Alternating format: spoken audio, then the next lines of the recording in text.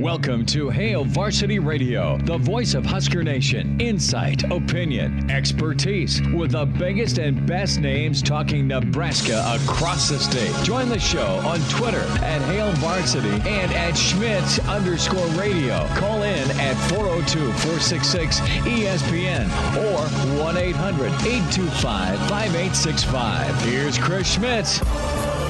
Welcome to it. Great to be with you on a Thursday. It's Hail Varsity Radio, presented by the Nebraska Lottery. Chris Schmidt, Elijah Herbel, loaded up here and excited to talk some Super Bowl with all the prep and excitement. Joe Burrow and company and Cincinnati headed off to Super Bowl 56. We'll get caught up with brother and standout linebacker for Nebraska, Jamie Burrow. Coming up in an hour, that adventure that has been the Super Bowl ride for the Burrow family. Jamie today and Coach Jimmy tomorrow. Proud father, but the older brother today here in about an hour. Gary Barnett will chime in. We'll talk in-state recruiting with Coach Barnett a day after signing day. Plenty of thoughts and reaction with Brandon Vogel on the job Nebraska did with not only signing day 1 and 2, but also the portal work, and we can kind of expand and look at spring a little bit. I mean, we're 3 weeks away from spring ball starting. So Brandon Vogel with us. Harbaugh, Schefter reporting yesterday, late last night after we got done with the show that, well, Jimbo's back in Ann Arbor. We'll tell you why that is in about 20 minutes. So numbers to get in can join us at 466-3776, 466-3776, 800-825-5865. Can email Chris at hailvarsity.com and give us a follow. Find us on Twitter at Schmidt_radio or at Herbal Essence for Elijah Herbel. Plenty to get into. And, this came down earlier this morning when it comes to the NU Board of Regents and what is on their agenda today and moving forward for February 11th, and that is the discussion point of alcohol sales on the Board of Regents' February 11th meeting agenda. So that is something to dive into. And here's what we do know. We know Big Ten Wrestling is coming to PBA. We know that is going to be March 4th and 5th and that weekend. So I'll say this, and we love the Lincoln Convention and Visitors Bureau and what they do to promote and bring excitement into Lincoln. That goes for PBA and the folks that run that to get major events in Lincoln, right?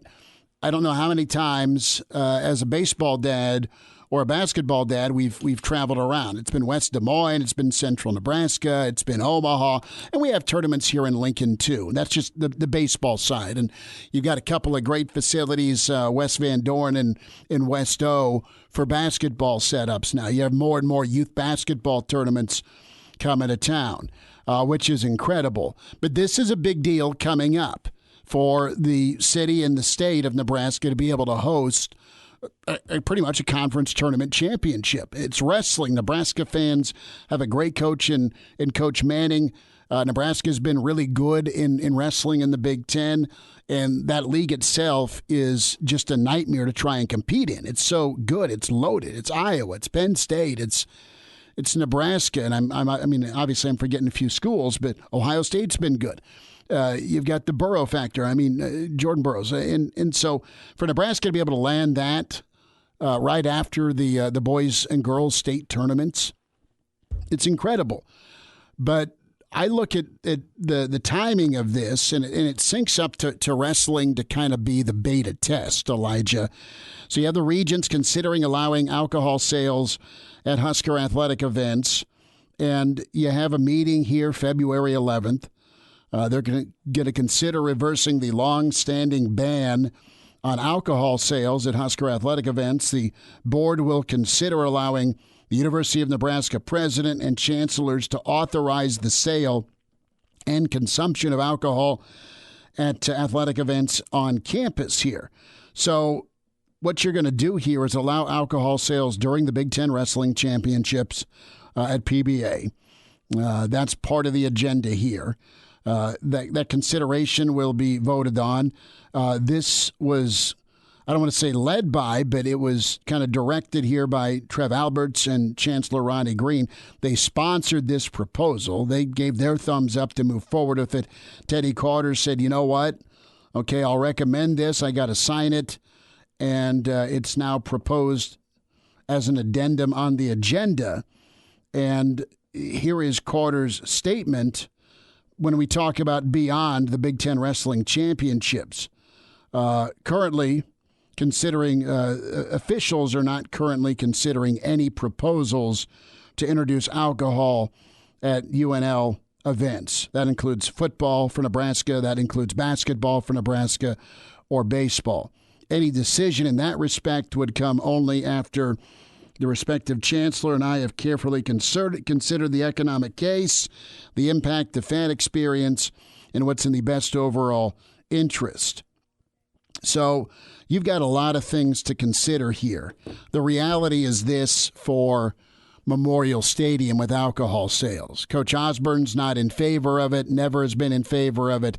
That's a giant elephant before you move forward. The second part for beer sales, booze sales at Memorial Stadium is infrastructure. Didn't go to the Garth Brooks show, didn't hear a lot of good response. Not that anyone purposefully did anything wrong, but just from an infrastructure standpoint, it was hard to go get cocktails at an outdoor show. I mean, Memorial Stadium was built in 24, I think. And I know there's been facelifts and expansions and upgrades. Trev put out a survey. What's going to help your experience aside from winning at Memorial Stadium? More seat room in the end zone, right? Sure. You have Nebraska fans that like to have a beer and hang out. It's well past time to give fans a choice to spend $12 or $14 on a beer or whatever your mixed drink of choice is. It's far past time. You go to an NC, back when Nebraska was going to Orange Bowls, guess what? Dad and I could roll up and get a beer. Draft or Giant 40. Okay? You go to any basketball venues, the first few rounds of the NCAA tournament, they have it. You go to TD Ameritrade, they've got cocktails. You go to UNO hockey. You go to Baxter Arena. You go to Creighton at CHI. They have beer. They can handle it. And I just think it's time. You have the revenue part of it. And it's not that it's going to be this giant waterfall of extra money, but it is an additional revenue stream. And it's an amenity, as Trev Alberts touched on his last appearance with the network. You had probably quite a bit of feedback with Nebraska fans saying, yeah, it'd be nice to be able to have a beer and watch football.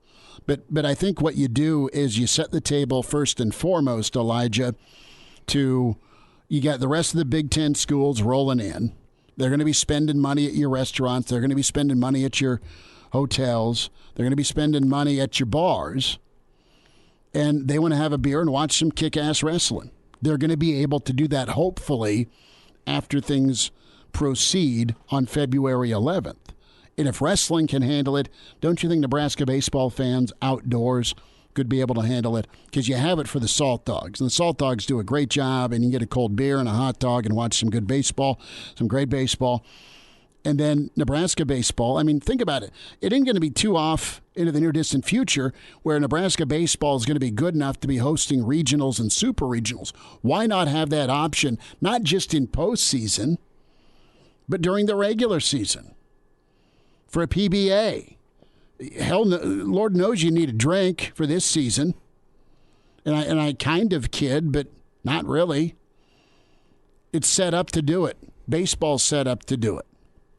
Football, I know that's a giant elephant to tackle, but the time is now to move forward and see what you can do. Think about the naming rights or the pouring rights. I mean, you're going to be able to make money, and you're going to be able to make extra money. And I honestly don't think it's going to hurt the bars. You're going to go have a beer at a ball game and watch Nebraska, and either you're well on your way to overdoing it, or you're not, and you just want to have a social drink and be able to handle it. I don't look at it as turning into Boulder in 2005, where trust fund use throwing empty bottles and plastic on the field because they're getting rolled.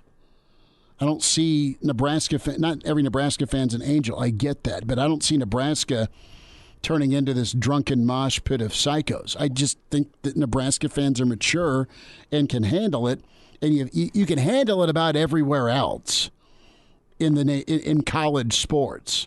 So why not have it at your home base and your home venues, make some extra money, and take a serious look at it? That's part of the grown-up conversation about what can we do to make Nebraska athletics a better experience, not just football but beyond. This is part of that conversation because a lot of other places do it. A number of Big 12 schools do it. A ton of places in the Big 10 can handle it. And it's not going to be, listen, it's not the reason you will go. It's just an option for you to have. And it's expensive. You're going to spend what you spend at concerts. Concert beer, it's going to be a $12, $14, $10, whatever. I mean, that's the range. You can't get out of a concert. I'm not knocking or whining. I'm just saying this is the reality. You can't find a beer under $9 or $10. You just can't. And you know that going in, and you're going to have a couple unless you hit a lottery ticket, and so be it. But that's my take here. I'm glad that this discussion's being had. You've got some smart folks on the Board of Regents, and UNO's handled it. Trev's been in that world a long time. I think he knows how to make this work. He knows how to make it work for some extra money. And I think above all, it's an amenity thing that, listen, if we're going to upgrade, that's part of the upgrade. And I just want to almost pose the question to you, because you've seen a lot of college football around the country. I've seen a lot of college football around the country, stadiums with beer, stadiums without beer. And aside from Boulder, have you seen a place where alcohol has become an issue within the stadium? Where the alcohol sales? Brother, it was an issue when I was in college because we were too big of jackasses to handle it appropriately. Well, I think I'm saying sneaking in your buddy's flask and getting after it that way. And that's what I'm saying is it's almost safer to have it as a place where the stadium is selling it, and you have employees that can say, no, you're too drunk, I can't sell you anymore. As opposed to some guy who's just got a bottle in his back pocket. I remember in Iowa City, when I went to an Iowa game a couple years ago, there was a student who brought in an entire 30 rack of Busch. No idea how he did it. Still in the box. They walk into it when they had stopped selling beer in Boulder. They did that in '94, okay? And maybe they do it now. I didn't buy a beer in Boulder in 2019. I was wheezing a little bit with the altitude and being out of shape. But listen, you've got two fan bases that spoil it. And I know I'm broad brushing, but Colorado fans historically have been nasty with or without alcohol. They're a little bit more revved up with booze. And then Wisconsin fan. Wisconsin football, at least I still remember horror stories from fans that first Nebraska-Wisconsin night game. Don't know who went this year. This goes back to the Russell Wilson Taylor Martinez game, I think back in 11, where Wisconsin fans were just lit up. But it was a night game. I mean, it's good. Listen, you're going to have some bad apples. You're going to have some kids and some students that can't handle it, and that's just going to be everywhere. It shouldn't prevent the responsible from being able to do this. And if they shoot it down, I'm not going to scream about it. It's just a missed opportunity. And if you're going to try and charge more and you're going to shrink seating or expand seating or, kind of mess with the overall attendance numbers,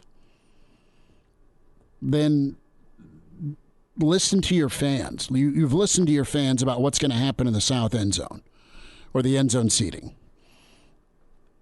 And Trev's, I think, trying to listen to his fans, as is Ronnie, as is Ted. There's a lot of fans who want it. And Bill Moose even floated out there in 2019, save your jokes.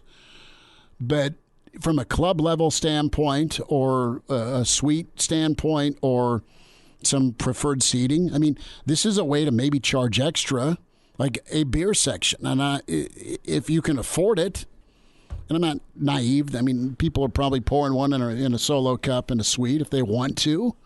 If you don't, it's not a big deal. But it needs to be an option for the University of Nebraska. I'll just say, being able to have a beer in the stadium is not going to change Nebraska's status as the greatest fans in college football. Alcohol is not going to change that.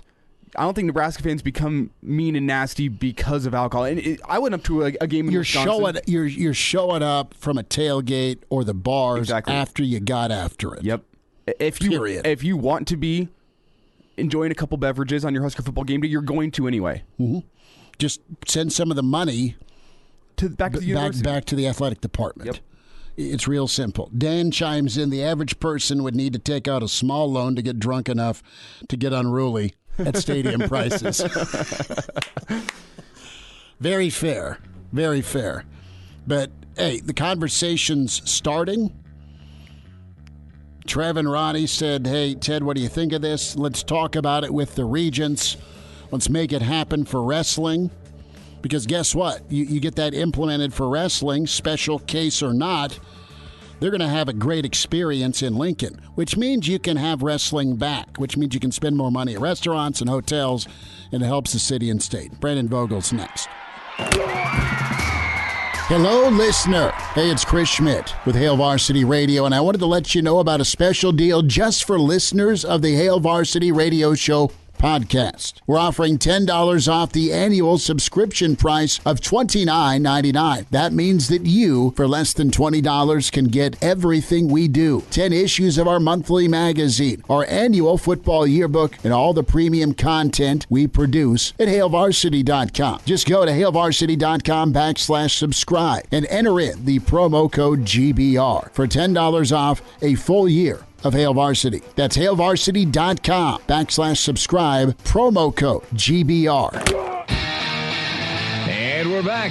Fellas, think we could listen to the radio lesson? On Hail Varsity Radio, presented by the Nebraska Lottery. Yes! That's awesome! Like him or not, Paul Feinbaum buries Jim Harbaugh. We'll have that coming up. Jimmy Burrow is tomorrow. Jamie Burrow today.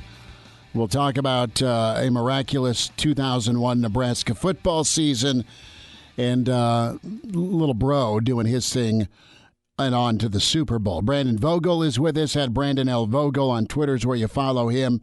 Managing editor with HailVarsity.com and magazine and author with Dream Like a Champion. Him and John Cook sat down, wrote an incredible book. Vogues, have you purchased any orange and black gear?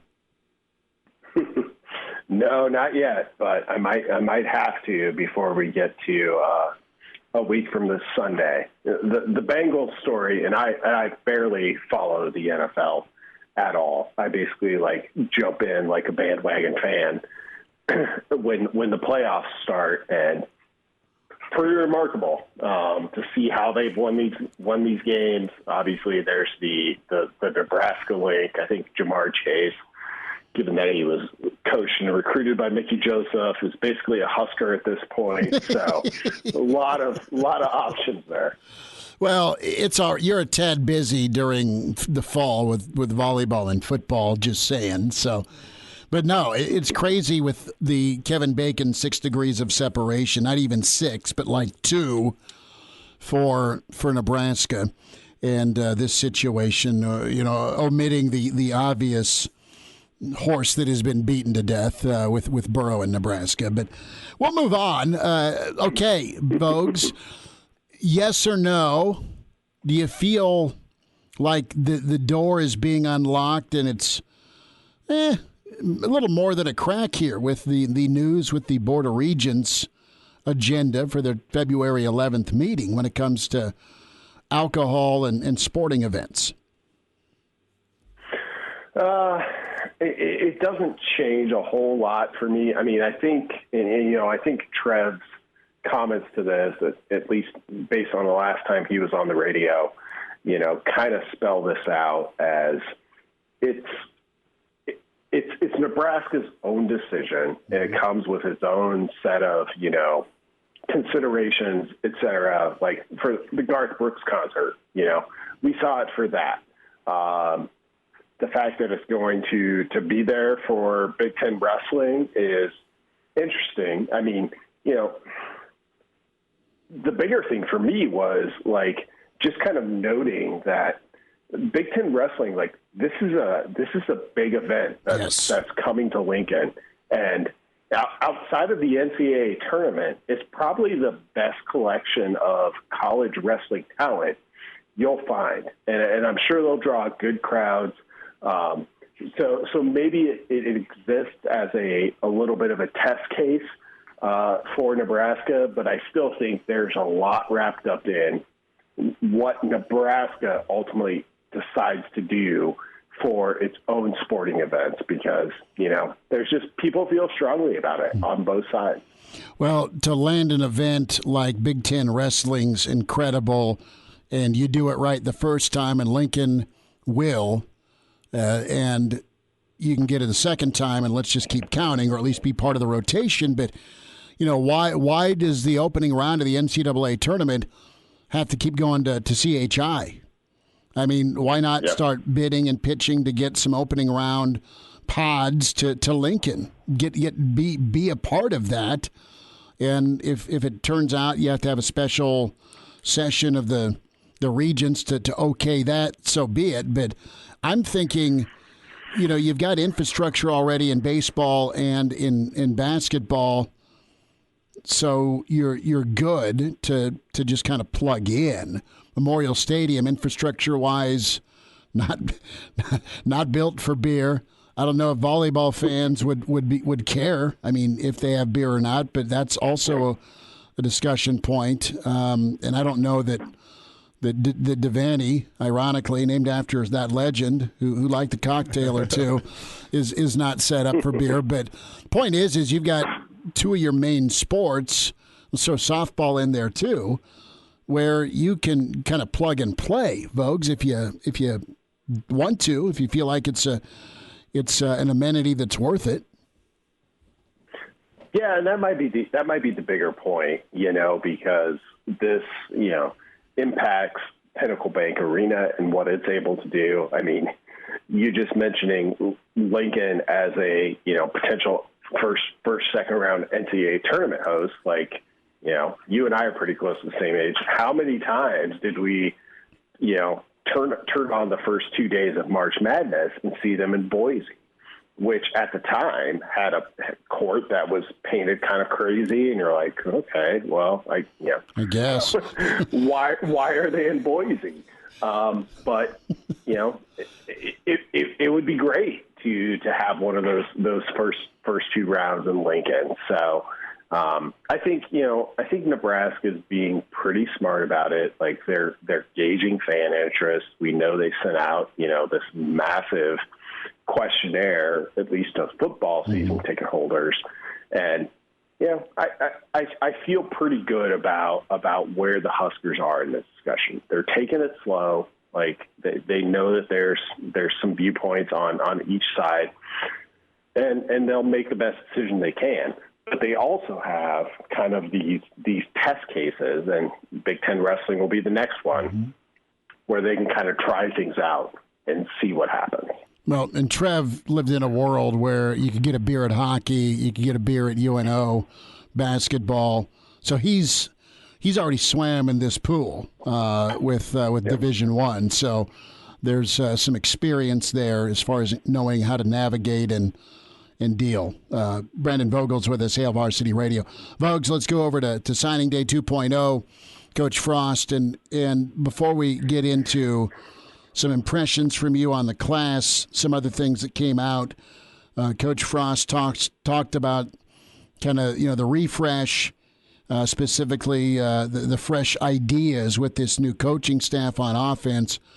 What do you think could be fresh with the offense? When we talk about fresh ideas, what is something fresh you'd like to see this spring and certainly implemented this fall on the offensive side? I mean, I assume based on where Whipple is coming from and where he's been and the quarterbacks that they brought in, you might see the most kind of quote unquote fresh ideas on the passing part of the ledger, so. And it's frankly an interesting question. Can you be a successful Big Ten team without, say, Ohio State talent by being a team that throws a ton? And I don't know if we've really seen that. Like Purdue is probably, Purdue almost definitely is the best current example of that. And they've been up and down. You kind of have to go back to Kevin Wilson's Indiana to see the most recent example of that outside of Purdue.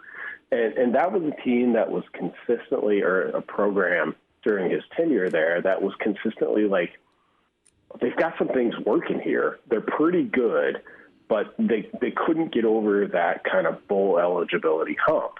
They did once or twice, but so that's the interesting thing to me. Like I look at this Nebraska team and look at what they have coming back, and I think, okay, if they wanted to go the pass-heavy route, like I think the pieces are in place, but really what they need to do, like their strengths based on returning production should be the running game, and it probably needs to be the running game. So it's still a marriage of that, because the Frost offense, from what we saw from 18 to 21, was run heavy and getting run heavier. Even though it wasn't working all that well past, say, 2018, that's kind of where they were going. And that's not where Whipple has been.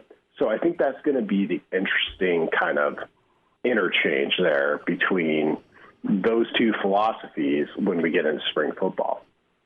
Well, Brandon, I think I need to jump in here because you're going to make the run the damn ball people unhappy if you keep talking. But whenever I look at it, I just wonder if there's going to be a change in philosophy in how this team runs the ball. I mean, last season, a lot of zone schemes. It didn't look like the Nebraska of old running the football, and that's where I wonder: did they go more to a power scheme running the ball with the giant mauling offensive linemen they have, or do they maybe put the ball in the hands of Casey Thompson and tell him how to fake slide? Yeah, I would guess, or I would at least shade towards more of the power run of like, here's what we know we do well, here's what we know we can block, and we have the running backs to execute it, and that's what we're going to do. Because if you step back and look at it, like the troubling thing to me about Nebraska's run game of late, and I'm talking specifically about handoff run game, is that you had the threat of Adrian Martinez this entire time. And I don't think there's a quarterback on the roster, like maybe Smothers gets the closest to where you're like, oh, there's somebody else who presents as much of a threat in terms of what they can do with carrying the ball in their hands at the quarterback position as Martinez did. So what do you do with that? And, I don't know at this point. Like it seems to point towards they're going to be a little more traditional run game, a little more traditional pass game. But I guess we'll see, and we'll start seeing here, in a couple of weeks as spring football kicks off. Vogue's about a minute overall. Give me, I asked Greg yesterday, put everything in the jambalaya pot here and give me a grade here. What did you like about Nebraska's 2.0 signing day yesterday? Yeah, I mean, the two additions that they got, I thought were pretty good. And so you add those to the traditional signing class they had, and then what they were able to do in the transfer market, which is a totally new avenue we're still trying to fully grasp and understand. Like, I'd give them a solid B. Like, they were better off after yesterday than I thought they would be a month ago. So I think they did pretty well. It's a class in my mind that if Nebraska turns things around and this staff kind of is able to stay together and continue on for multiple years, you're like, okay, it can be part of the plan. it gets tricky where if Nebraska has to make a coaching switch and all of a sudden you're looking at a group of, 15 kids that you sign, that's where those things kind of become a problem. So if it's part of a long-term plan, I feel okay about it. If it ends up having to be a short-term plan, it might come back to haunt you 2, 3, 4 years from now. Brandon Vogel with us from Hail Varsity. Vogues, have a good rest of your week, bud. You too. Thank you. Hello, listener. This is Brandon Vogel, managing editor of Hail Varsity, and I wanted to let you know about a special deal just for listeners of the Hail Varsity Radio Show podcast. We're offering $10 off the annual subscription price of $29.99. That means that you, for less than $20, can get everything we produce: 10 issues of our monthly magazine, our annual football yearbook, and all of the premium content we produce at hailvarsity.com. Just go to hailvarsity.com/subscribe and enter the promo code GBR for $10 off a full year of Hail Varsity. That's hailvarsity.com/subscribe, promo code GBR. Chime in 402-466-ESPN or email the show, Chris@HailVarsity.com. Just try me. Back to Hail Varsity Radio. Official comment here from Trev Alberts with alcohol and Big Ten wrestling. The Big Ten Wrestling Championship provides an opportunity for increased fan amenities at a championship event in Lincoln. Allowing alcohol sales in the Conference Wrestling Championship would be consistent with beverage options provided at Big Ten Championship competitions in many sports, including Big Ten baseball in Omaha. The infrastructure at PBA is in place to handle alcohol sales, and we appreciate the Board of Regents considering and their consideration of this request. So, again, back to what we were talking about earlier. Everywhere else it's happening. Don't ace yourself out of future opportunities to host by not making a special exception or using that special exception for a bigger picture discussion point. Numbers to get in, 466-3776 or 800-825-5865. Open phones for you till 5. And we'll check in with Husker standout and older brother of Joe Burrow, Jamie Burrow, coming up in 20 minutes. Gary Barnett in hour 2. Danny Burke will dive into some Super Bowl props and early lines out there, and can always email Chris@HailVarsity.com. I mean, you look at some feedback, you check some emails, and you have the anti-alcohol crowd, and Coach Osborne's part of that. It's not that he is going to hate you if you have a beer. He's just had some pretty real life experiences where you've had alcohol involved, and you can't throw his take by the wayside. Now, I think the overall fan base can handle it. And it needs to be a bigger picture discussion for more events to come to Lincoln. and also just the fan base in general for your major sports. Give them the option, give them the opportunity. I mean, there's events that get special approval on campus for wine, right? So let's just look at it as adults. Rock tweets in at Schmidt_radio at Herbal Essence for Elijah. When we talk about fan amenities, Rock's touching on the, his first pick, it sounds like, before beer or a shot of Captain is the seat widening. Double and widen the aisles. Always buy an aisle seat for Memorial Stadium. Otherwise closed to once a year. I got stuck in the middle of a aisle, high in south end zone. I learned what a whale and sardine. I learned what a whale in a sardine can that has to pee for 2 hours feels like, as I try and spit that out. But yeah. That's the reality. As long as we're making changes with widen the aisles, the seats. Let me have a Coors or a Bud Heavy, maybe even, dare I say, a zip line. Let's throw some gambling kiosks. I'm kidding. Well, I said it before. You just want a one-stop shop, don't you? Elijah wants to walk into South End Zone, put his money down, Nebraska to cover, buy a big old beer for $17.99, and then while he's there, the buddy he's going with is all into gummies when he goes out to Denver. So you wanted the dispensary. You wanted the dispensary, a gambling den, and a place to buy alcohol, all in one. One-stop shop. Throw some lottery tickets in there too. We love the Nebraska lottery. We will not take any more emails on the brothel suggestion. The trifecta plus one. Vic chimes in, I would drink less at a Husker game if they sold beer.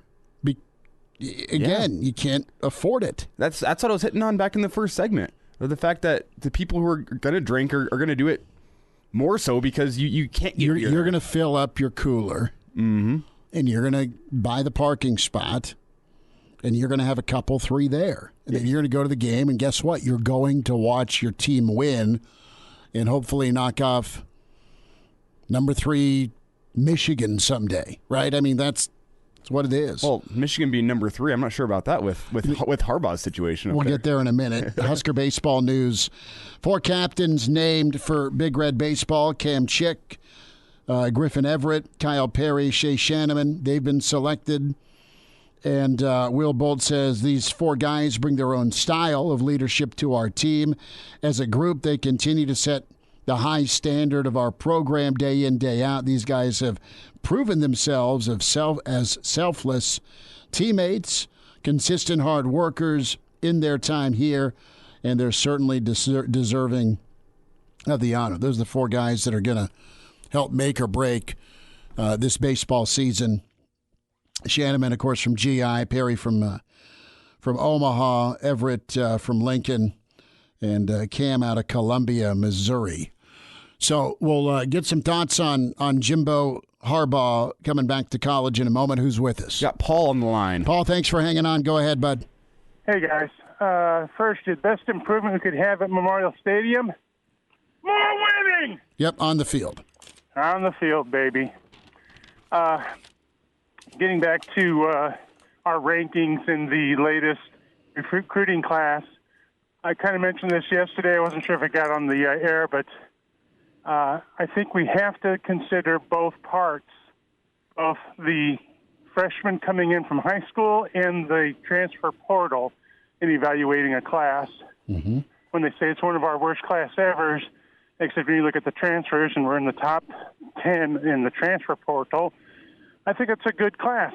And therefore, it's just like when they used to rate Nebraska as one of the worst teams in the nation passing. Well, no kidding. We were number 1 in rushing. Paul, Nebraska was averaging 19 yards of completion off the old option play action. Sure. It worked when we passed, but we hardly ever passed. And you absolutely stung a secondary off of the play action because your run game was so dominant. So it was a quality versus a quantity, for sure. Oh, sure. Gilman getting the pass, oh, my gosh, that was one of the most beautiful plays you ever saw. It was good. Paul, thank you for the phone call, brother. Appreciate it. And, no, he's right. And I think we look at it that way. You got to hybrid this thing where you look at the immediate transfers, because guess what? Casey Thompson's, if he wins the job or when he wins the job, is going to be asked to be dynamite. Do as well as he did at Texas from a numbers and a completion percentage standpoint with a lot of toys around him. But it's up to the O-line to be able to run so you're not one-dimensional. And the defense got to be as good or better as last year. That's the big ask, is what you have on defense.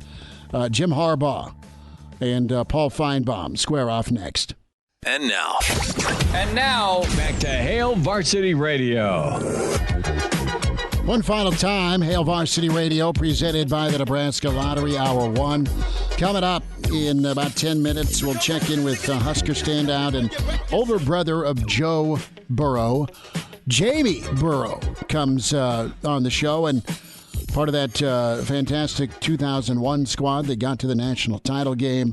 Pretty big wins that year against Notre Dame, and, of course, Jamie had 17 tackles against Oklahoma in that number 1 versus number 2 showdown.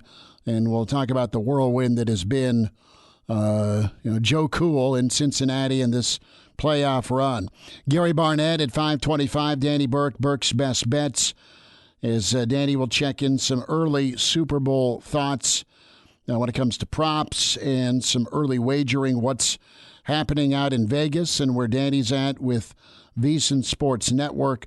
Let's hear from Paul Feinbaum about the 12th or almost 13th hour. Jim Harbaugh back at Michigan. I think they finished number 8 in the country, number 3 in the Big Ten, but they had some pretty big-time commits flip. One down to Oklahoma, an edge rusher, I think.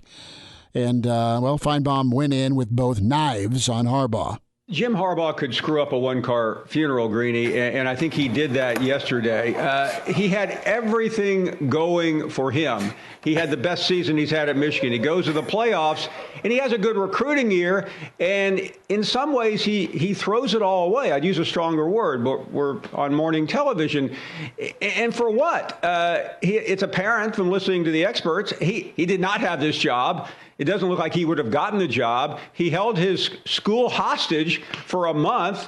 He promised recruits, you sign with me and I'll be here. And I know that some have said he's been transparent, but he was MIA on one of the most important days of the year. And I think it's a very terrible look for Jim Harbaugh in Michigan.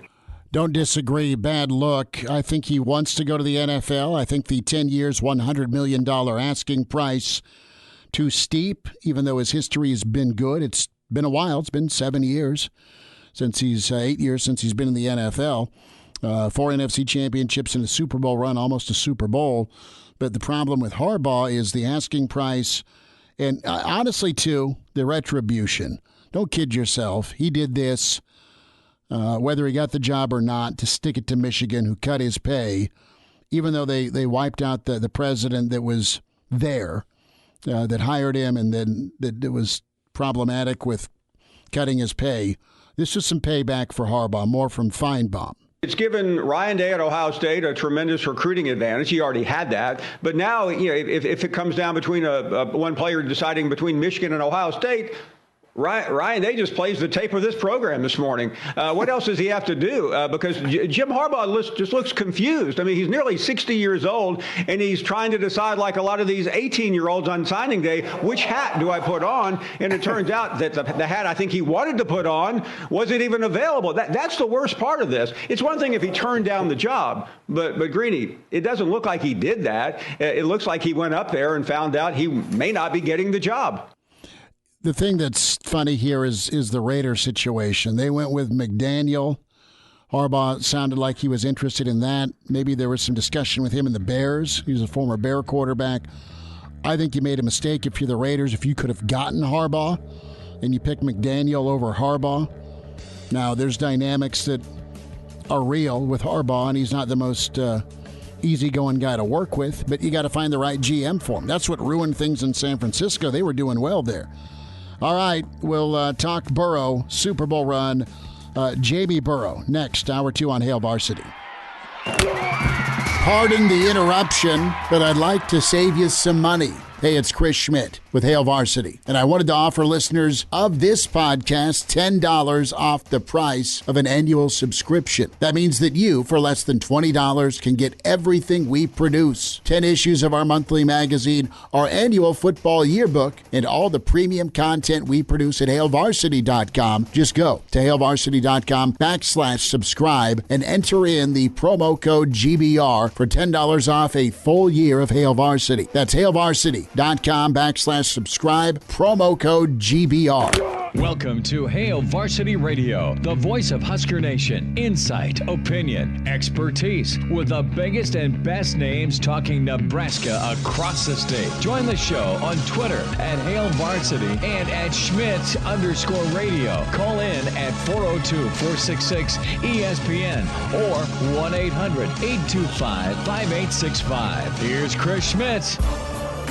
Back with you, it's Hail Varsity Radio, presented by the Nebraska Lottery. What a run for Joe Burrow and Cincinnati, off to the Super Bowl. A standout Husker, part of that magical 2001 team. Middle linebacker Jamie Burrow with us. Jamie, how's the whirlwind been? Thanks for the time. It's been a while since I've had this much media interest. The last time this happened, I didn't have a wife and kids and a career that was as busy as it is right now. Man, I'm sure you've got new best friends and new family best friends, and everyone's wanting a piece, and thanks for the time again. Is it fair to say we're talking post-Oklahoma 01 media attention-wise? I don't know if it's that. If that was a pretty good amount of attention that I got after that game, but for someone in their 40s, it's a lot more than I've had in the last decade. Let's just put it that way. I got to ask you, were you responsible for the Ben Butenbach Mohawk? I think that was Ben's alternate ego that's named Van Boosky, which is he wanted to be a WWF wrestler at one point. So I think that was all his doing. Tell me more about this Van Boosky. Van Boosky was liked to do his finishing move on other linebackers while at practice, and his main target was a guy by the name of Rod Baker. What did Rod do to deserve such fury? I think he just happened to be the most accommodating to just let him do the move, and he was probably lighter than me, which was helpful. Jamie Burrow is with us. So we'll get to football and Super Bowl and all that, but I want to go a little bit deeper into the 01 linebacking core. Were you guys a group of crazies? I remember covering you because your on-field play was incredible. I think there was, we just had a really solid group of guys. The starters that year were Scott Shanley, myself, and Mark Vedral. And I think the only one that could be categorized as crazy is Mark. But then other than that, again, we had TJ Hollowell. I think Randy Stella was still part of that team, and Ira Cooper was there, and let's not forget Barrett Rood. So Barrett Rood and TJ really were big contributors. And I mean, TJ could play every linebacker position, so having someone with that sort of utility is pretty valuable. And I think you've continued to see that in football this day and age with all the kind of hybrid players that can play, all over the field. Jamie Burrow is with us. We're talking some Husker football and, of course, the Super Bowl. Did you guys give Rudy a tough time coming in, or was he a dude early on? I've known the Rude family and the Burrow family go way, way back. My dad is friends with Tom. So we'd known each other, almost feel like we grew up together, even though I grew up in Iowa and he grew up in Nebraska. But, he was pretty dang good right when he came in, pretty developed. But we did give him his a fair amount of flack. And I took an incredible amount of joy in doing so.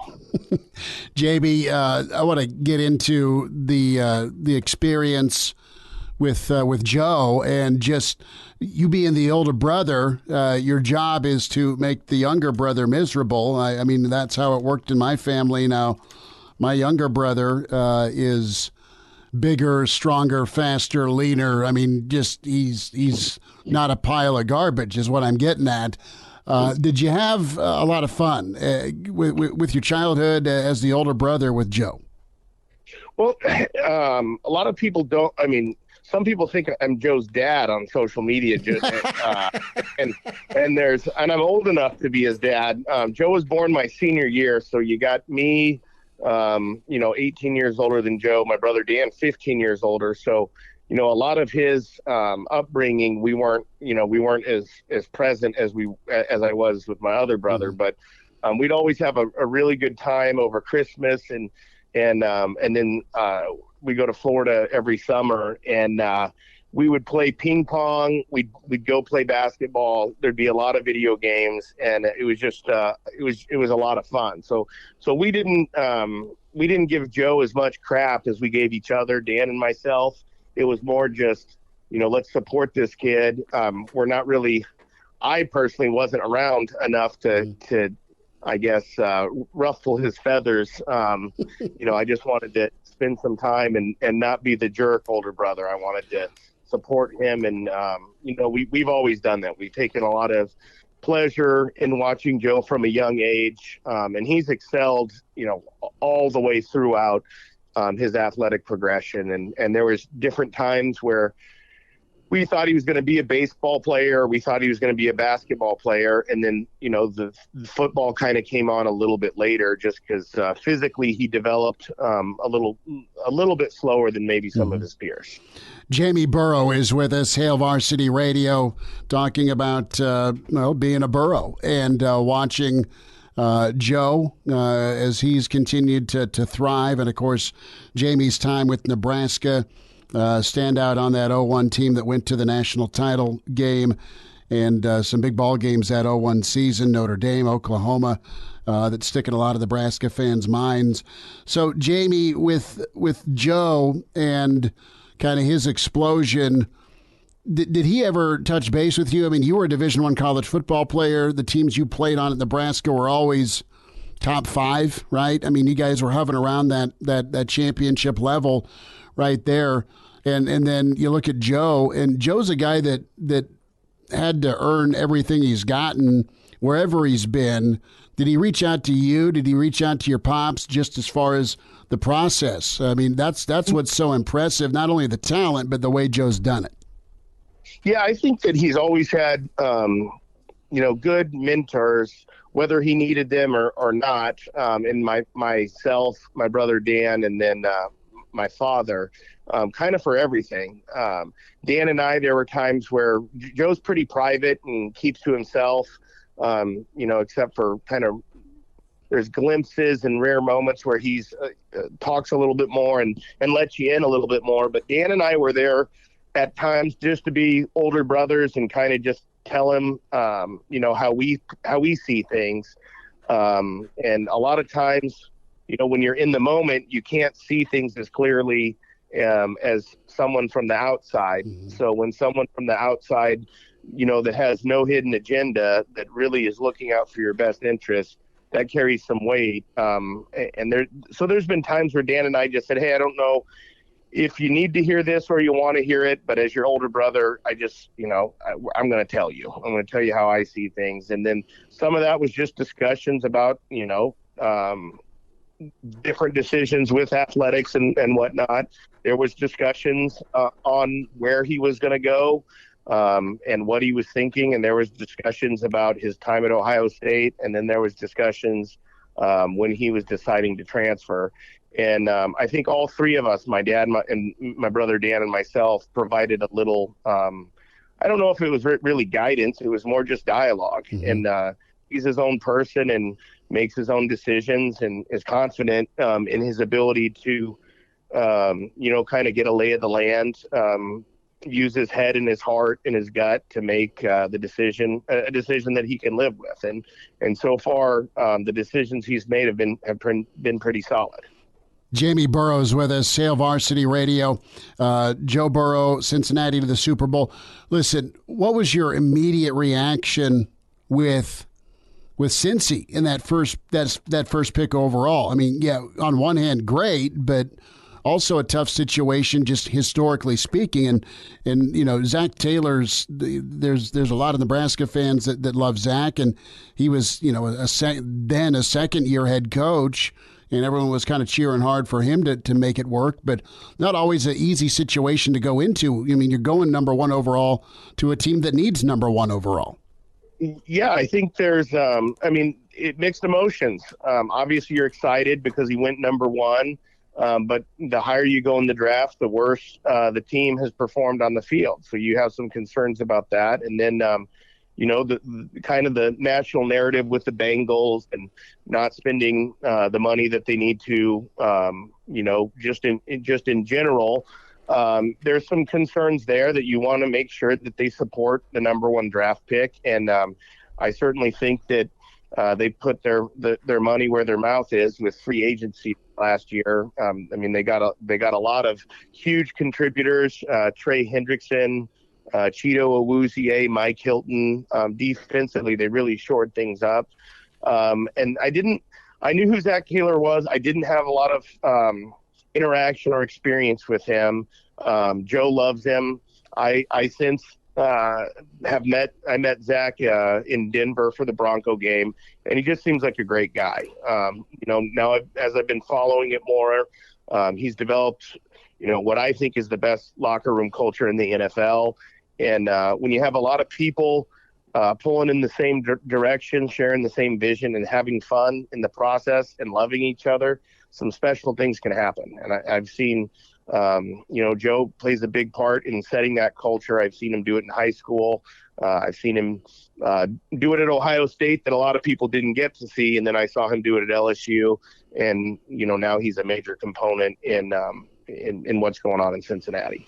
What's your take on the level he's at? I mean, he's making incredible plays, phenomenal throws. He's under pressure. You know about what that can do to a quarterback, being the defensive guy you were in college. Does he amaze you? I mean, not really. And when people ask me, "Oh, can you believe what he's doing?" Honestly, at such a young age, I remember we were at the Orleans Bowl, and he was probably like 8 years old. And so we're in the Superdome, and I'm playing catch with him. And he's throwing it like tight spirals, like 30 to 35 yards. And I look over at my dad, and I'm like, "Hey, that's not normal, is it?" And my dad's like, "Absolutely not." So, you kind of seen the progression and things that he did in high school. Again, it was like the Hoosiers of football. So there's a lot of kids that really didn't have the ability to do the things that they were doing, and they just believed so much in Joe and wanted, Joe's belief in them, made them think that they could do things that, they probably shouldn't have been able to do. They beat, in the semifinal game, they beat LeBron James High School, who was back-to-back defending state champions. They came from 10 points down in the fourth quarter, and Joe led them down the field on that, and they won. And then they played a Toledo Central Catholic in the state championship game, and I think they had like 16 Division I guys on that team. And Joe's team did have some talent. I think they had, including Joe, I think they had 5 or 6 Division I kids. One went to a Power 5. All the other ones went to some smaller. Smaller schools, but it doesn't surprise me. I've seen him do it at every level. I've seen him do it at Ohio State in spring game. Actually, the most surprising to me was what happened his junior year at LSU, just because it was so foreign from a productivity standpoint as I had seen for his whole life. So we're often more amazed when things don't go as well as they've been going lately than when they go well. Jamie, I'll get you out here shortly. Jamie Burrow with us, Hail Varsity Radio. What are you anticipating experience-wise as you get ready for Super Bowl 56? Well, it's for me, I'm just trying to get all the things done that I need to. I think we got all of our ticket situation handled in the last 48 hours. We've made our travel arrangements and sleeping accommodations, which wasn't easy. I mean, prices on all this stuff is ridiculous at this point. So all that's handled, which is great. I just need to get some things handled for work, logistically with that, and then my kids, my brother and sister-in-law will watch the kids. As far as the game, I think I'm expecting more of what we've seen. I think it's going to be a great game. I think it's going to be a close game. That offense is going to be really challenging to stop, but the Bengals defense have been, bending and not breaking. Their last 2 halves, the second half of each of their last 2 games against the Chiefs. I just heard this. They only gave up 83 yards in the second half. Yeah, under 100. Yeah, which is, I mean, that's if you told me that they'll do that going into the game, I would have bet any amount of money that wouldn't happen. So defensively, they really are. They're coming together and really playing well. Offensively, I think Joe will do more. Aaron Donald is going to pose a huge problem. Jalen Ramsey will probably be locked up on Jamar. That'll be an interesting matchup. It'll be interesting to see if they try to just cover him man with arguably the best cornerback in the NFL. And Von Miller is gonna the offensive line have at times not played the way that we wanted them to. So it's going to be a challenge, and I think it's going to be exciting. And again, I expect Joe to do more of what I've seen him do for his whole life. Are you going, final question, chain and medallion shopping with Joe before Super Bowl Media Day?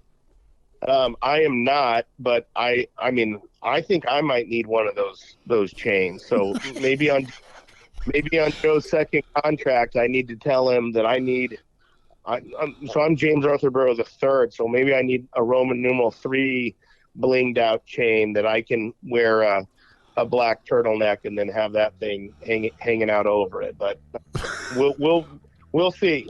Well, good luck on pulling off that Roman numeral of diamonds, bud. And please send me a picture of it if you do. Oh, it'll be on Twitter as soon as I get it, if that happens. Jamie, take care, man. Good travels and have a great time. Okay, thank you. Have a good day. Appreciate it. Pardon the interruption, but I'd like to save you some money. I'm Brandon Vogel, managing editor of Hail Varsity, and I wanted to offer listeners of this podcast $10 off the price of an annual subscription. That means that you, for less than $20, can get everything we produce: 10 issues of our monthly magazine, our annual football yearbook, and all the premium content we produce at hailvarsity.com. Just go to hailvarsity.com/subscribe and enter the promo code GBR for $10 off a full year of Hail Varsity. That's hailvarsity.com/subscribe, promo code GBR. And we're back Fellas, think we could listen to the radio lesson? on Hail Varsity Radio, presented by the Nebraska Lottery. Yes! That's awesome! Back into it, it's Hail Varsity Radio, presented by the Nebraska Lottery. Hall of Fame coach, Colorado Northwestern, Gary Barnett with us. And, Coach, those old Mizzou Tigers, I think, finished number 11 nationally in recruiting. How's your Thursday going? You staying warm? Yeah, the Tigers did pretty well, and that's even they lost an all SEC defensive lineman that was a freshman that went to LSU through the portal. So, they did pretty well. It's so hard to tell. It's always been hard to tell, but it's really hard to tell now with the portal how these things are going to end up. But good Thursday here, getting ready to play a little golf. Man, I'm jealous. I will be down in late March around NCAA tournament time, and I'm telling Mom already to get the tee times locked in. I can't wait for warm weather. We've been really happy here overall weather-wise, but we're getting the old 0 degree and then minus 17 wind chill middle finger today. So it is what it is, man. But what's your reaction? What's your read on how coaches are coping with the portal? Coach Frost yesterday, he's got a great attitude towards it. He's like, doesn't matter what I think of it. I gotta deal with it, and you kind of adapt or die here. And I think Nebraska did a good job of it.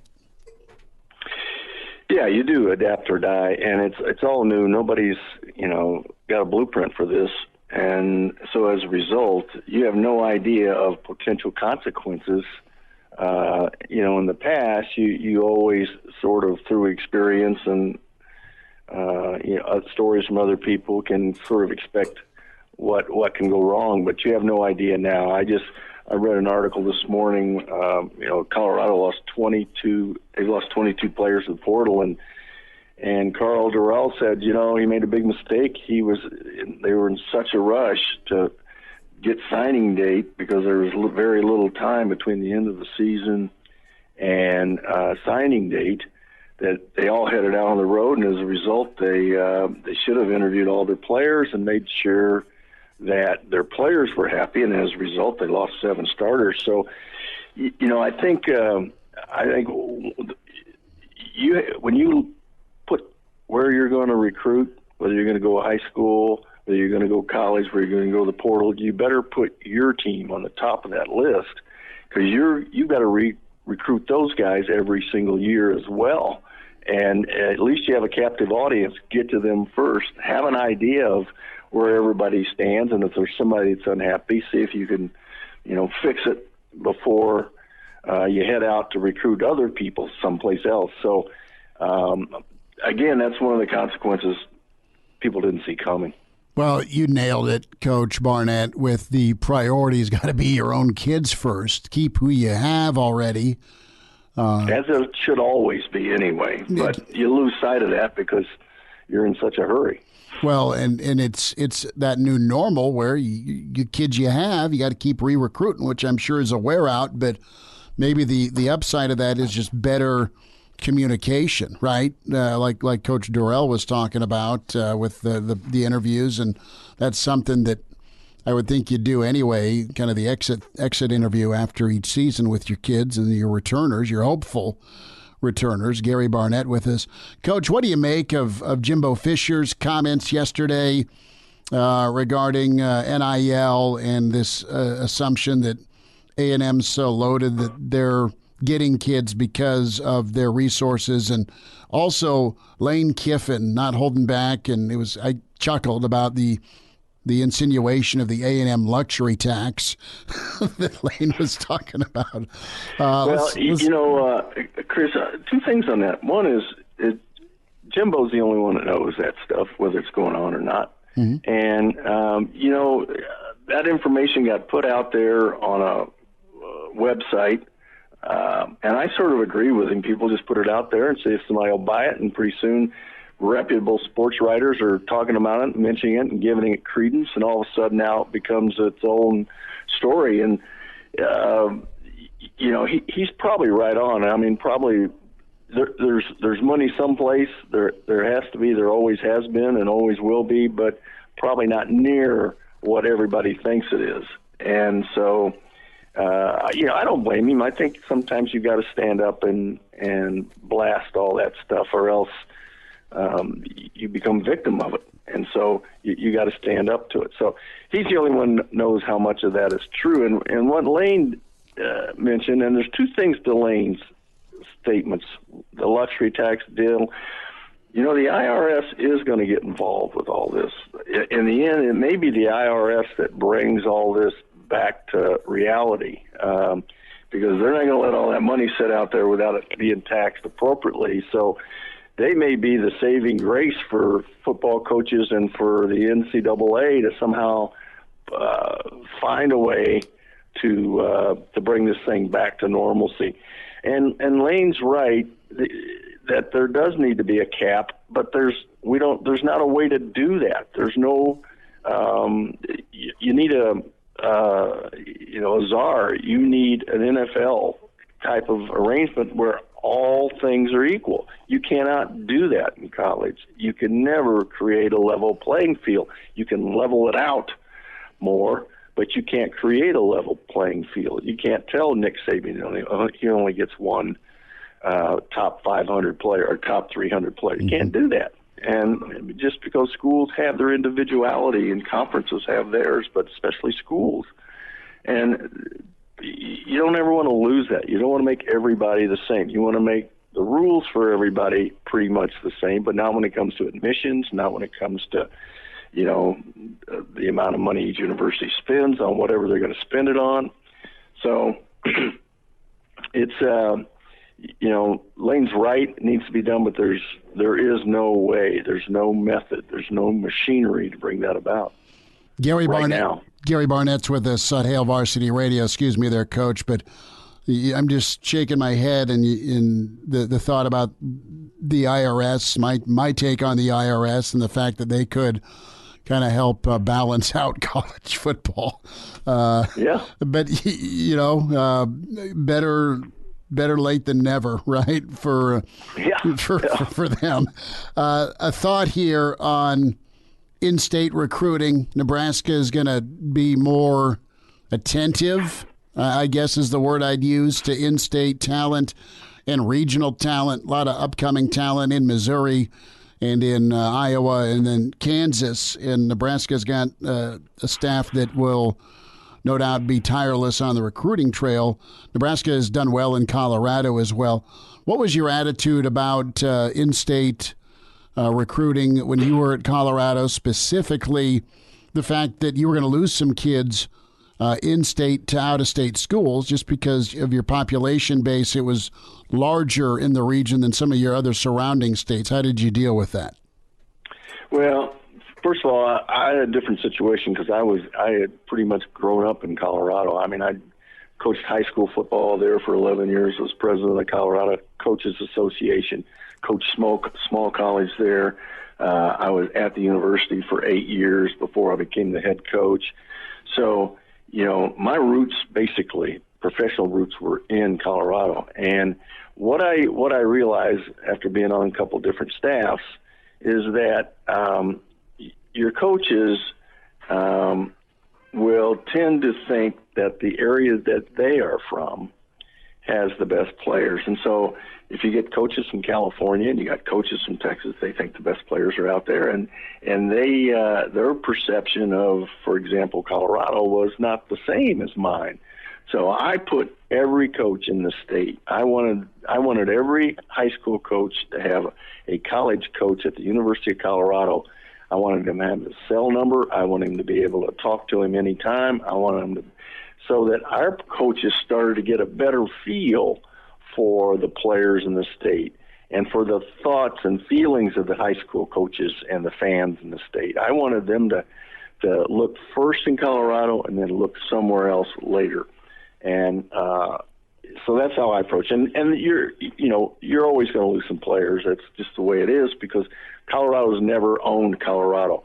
And the closest it's happened is when I was a head coach in 2001 through 99 through 2005. We took more players in the state of Colorado than any coach had ever done. And so, but that was my priority, and that's what I thought was important to do. Gary Barnett's with us on Hail Varsity Radio. Coach, what was your favorite region to recruit outside of Colorado? Did you like Texas, Cali, Florida, Illinois, Missouri? Where did you like to go look at kids? You know, I think if they said to me, you get to go recruit one city in this United States, and that's it, no other place, I'd say, all right, I'll take Houston, Texas. Okay. And the culture in Texas for football players is the best. It's better than Florida. I'm not saying by much, but it is the best. And I thought it was better than California. I thought it was better than any place else. And so you always knew if you got kids out of Texas, they've been coached hard, they've been around football their entire life for the most part. And so we had a lot of students at the University of Colorado from Texas as well, but Texas would be my first place.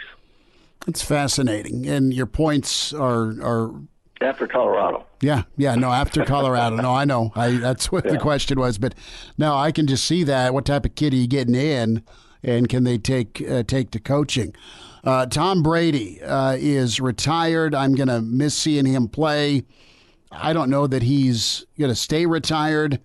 Coach, what do you think about that? Do you think Brady's going to be able to figure out the retirement life? He's been such a competitor for so long. Well, the competitive part of me says, boy, I'd like to see this guy go as long as he could go. Same here. Just to see if he can do it. I mean, without him getting hurt. But in the end, I think we usually all take one step too far. And so Brady has decided he's not going to take that step. And so I admire him for that. I admire him for his dedication to his family, as it appears. Mm-hmm. And so I think it's a smart move by him. Were you able to chill in retirement? I mean, golf and barbecuing. I mean, it sounds a lot of fun. No? Restless? No. I wasn't ready to retire. Well, how long did it take to ease into it? I think it took me probably 8 years. Wow. Before I was resolved that was it. And probably, like I said, It's like shingles. It can show up anytime. And every year, my wife says, when it turns late November or early December, my shingles come out. Gary Barnett with us. Coach, hit him far and straight today. Thanks for a few minutes. All right, Chris, great being with you. Like what you hear, high-quality radio and podcast is part of what we do at Hail Varsity. Hey, it's Chris Schmidt with Hail Varsity Radio, and I wanted to offer listeners of the Hail Varsity Radio Show podcast $10 off the price of an annual subscription. That means that you, for less than $20, can get everything we produce, 10 issues of our monthly magazine, our annual football yearbook, and all the premium content we produce at HailVarsity.com. Just go to HailVarsity.com/subscribe and enter in the promo code GBR for $10 off a full year of Hail Varsity. That's HailVarsity.com/subscribe, promo code GBR. And now, back to Hail Varsity Radio. Back into it at Hail Varsity, presented by the Nebraska Lottery. Danny Burke with us, Burke's Best Bets, VSiN Sports Network, the Danny Burke Show, Rush Hour, and, of course, his podcast all over iHeartMedia and several affiliates around the country. At Danny Burke 5 on Twitter. Prior to Chicago, did you have to use a credit card or do you have a scraper to get all that snow off the windshield? That's actually hilarious that you said both of those things, because I did have to use the scraper to get the snow off, but yesterday when I was working before my show, I accidentally knocked my lit candle on the floor. Wax went everywhere, and to scrape it up, I had to use the credit card. So I have used both in the last 24 hours. Well, at least you didn't have to use the old credit card outside. We've got our Super Bowl matchup set up, Rams, Cincy. How did the AFC Championship games treat you, either live betting or prop betting or just overall picks? Yeah, so I ended up staying away from both the spread and the total for each game. Really, the biggest thing that I liked was the under for that 49ers and Rams matchup, and that came home pretty sound.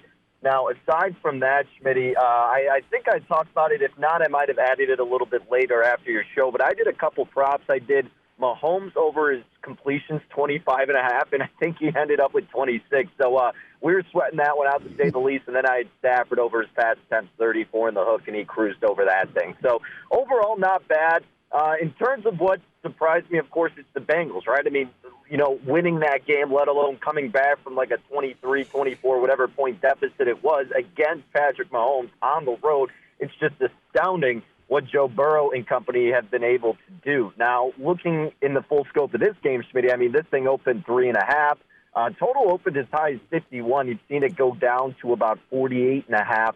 Spread has gone up to now as high as 4.5 in favor of the Rams. I don't disagree with the movement. I guess I'm just a little appalled that it went up that high that quickly. Now, you won't really see as much of an impact going back and forth until Super Bowl week in itself. That's when people start betting more. That's when people are going to state sports books where it's available, because the Super Bowl is the only sporting event in the United States where the public actually has effect on the line. Otherwise, it's just that sharp, respected money. So the Super Bowl is the aberration to that. So looking at this game against Schmitty, I like the Rams here, honestly. I think they do win this game outright. I'm not in love with laying the 4 in the hook, but they've been building up to this thing for years. And I know it's funny because I've probably come on here, touting against the Rams, but with this matchup against the Bengals, I just think they're far and away the better team, especially when it comes to the trenches against that bad offensive line that is Cincinnati. I mean, Joe Burrow can only escape so many times, and especially when it comes to going against Von Miller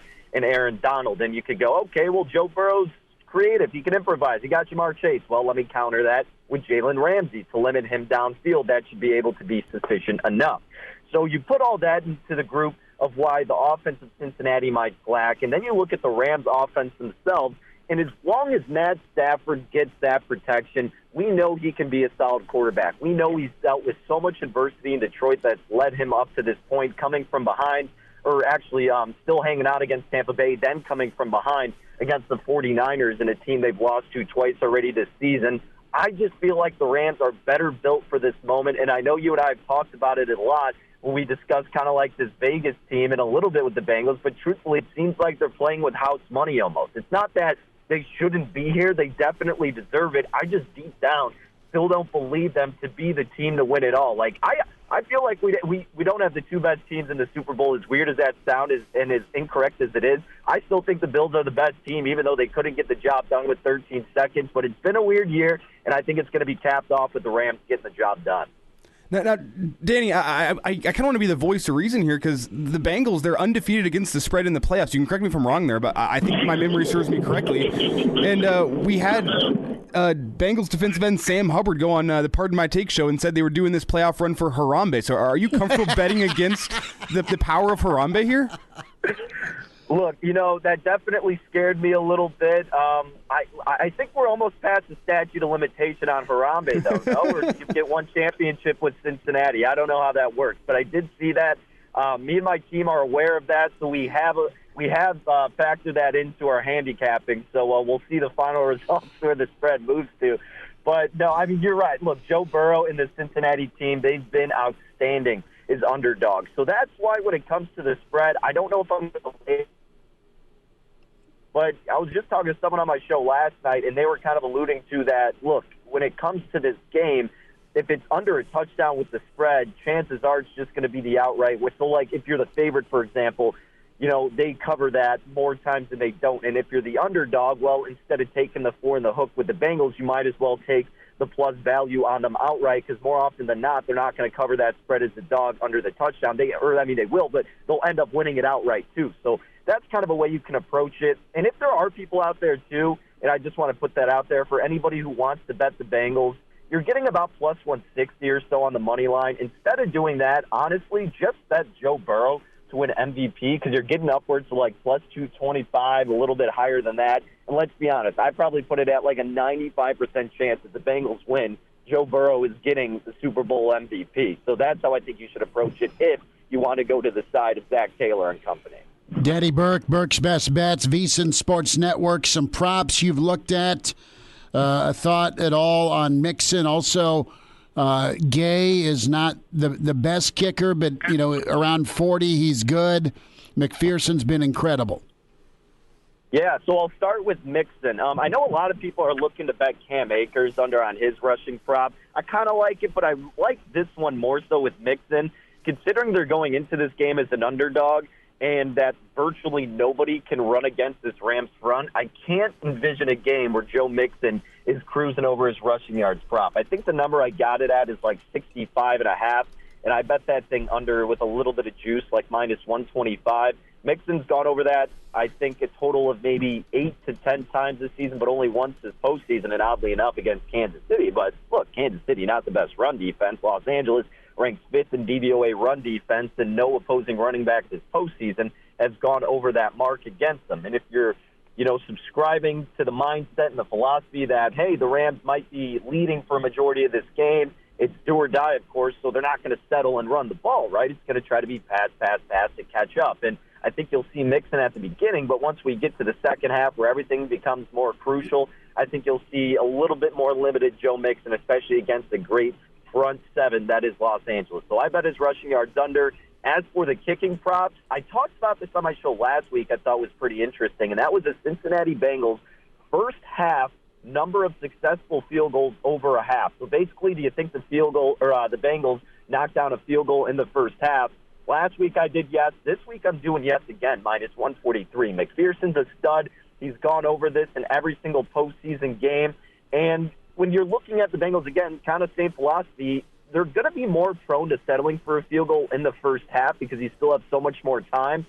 Whereas if you're in the second half and you're trailing and it's like 4th and 4, you're more prone to going for it, right? You're not going to settle for a field goal in the first half or in the second half. In the first half, you're a little bit more comfortable with it. Just get points on the boards while you can. And that has been consistent with McPherson and the Bengals. So I'm looking for that to happen again. Bengals over a half, field goal made in the first half.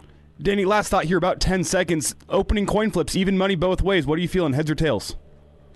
Tails never fails. That's the answer every single year, and you got to bet the over on the national anthem unless we hear otherwise. That's what you always got to do, baby. Daddy Burke, Burke's Best Bets, Pride of Chicago, VSiN Sports. Daddy, have a good weekend. Hey, you bet. You guys too. Like what you hear? High-quality radio and podcasts are just part of what we do at Hail Varsity. I'm Brandon Vogel, managing editor.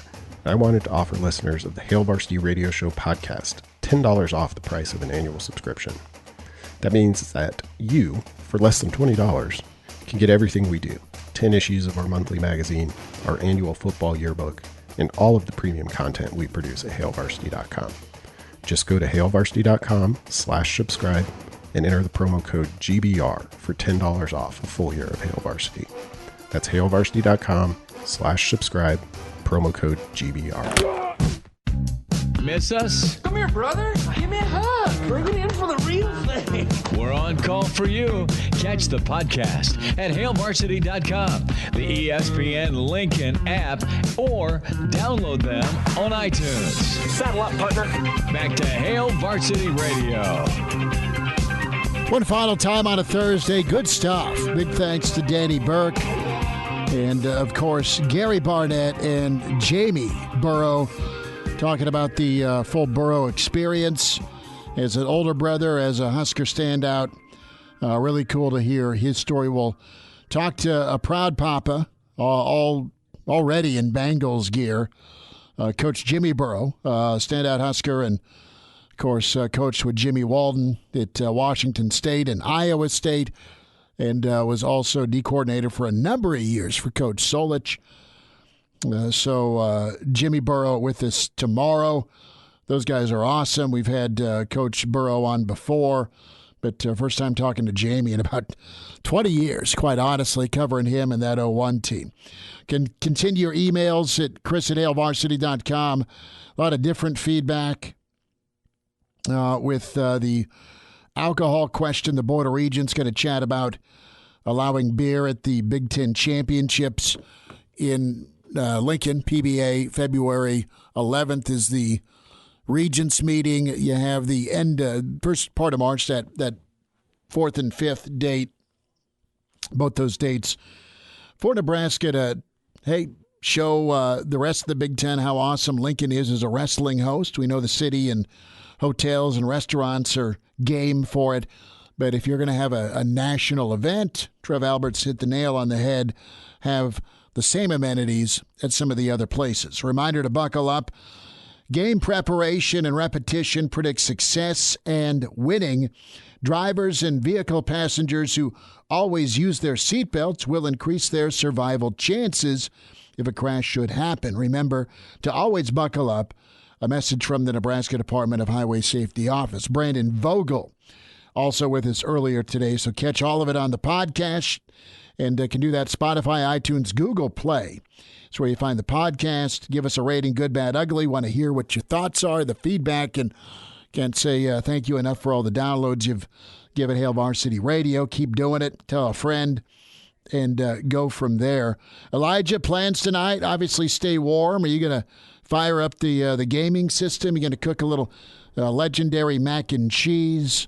You going to go shoot hoops? What's on the agenda tonight? My sister's in the high school talent show over at Lincoln Southeast Night of Nights, so I think I'm going to go check that out at about 7 o'clock, and then get home. And I think me and my roommates are planning on watching the new episode of The Book of Boba Fett. How is that? I'm firmly in the boat that Disney has completely ruined the Star Wars franchise. I have not been. Is this like fan. Season 2, or is this the prequel stuff? This is season 1. So it's different than the Boba Fett that was on Disney Plus. That was the Mandalorian. Well, but that's the same guy. No, the Mandalorian's not Boba Fett. Get your Star Wars lore in order. Dude, come on. I thought at the end of season 2 with the Mandalorian. Oh yeah, Boba's in there. Same Boba. Yes. Sorry. Same time frame. You were correct. I thought you meant like the Mandalorian himself was Boba Fett. I'm like, no. No. Same Boba. This is after he climbs out of the Sarlacc pit. Right. In Star Wars episode, what would have been 6. Yeah. Return of the Jedi. Yeah. So this is after he climbs out, and now he's taken over Jabba the Hutt's throne. Essentially. So he's the wormy gangster. I've much preferred Peacemaker though on HBO Max with John Cena. Okay. Where he's the superhero. That's been pretty good. Where you at on Ozark? Ozark still haven't started season 4. All right, get to it. A Hurrdat Media Production.